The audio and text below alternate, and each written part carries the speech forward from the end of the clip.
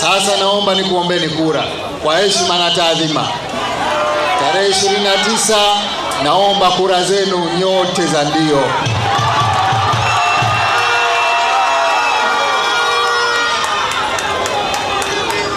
Lakini kama mnavyotambua, chama chetu kina Rais wa Jamhuri ya Muungano wa Tanzania Mama Samia Suluhu Hassan.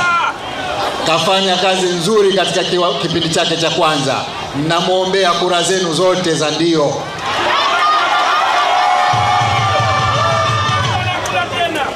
Ili tufanye kazi vizuri, Rais wa CCM anahitaji wawakilishi wa CCM imara. Ndugu zangu, tunao wawakilishi wetu na waombea kura zenu za ndio. Bunge la Jamhuri ya Muungano wa Tanzania tunahitaji wabunge wa Chama cha Mapinduzi na waombea wabunge wote wa CCM kura za ndio. Ndugu zangu, maendeleo yanahitaji sana umadhubuti wa serikali za mitaa. Kule kwenye serikali za mitaa tuna madiwani wetu wa Chama cha Mapinduzi, wote kwa umoja wao na waombea kura za ndio. Mtawapa?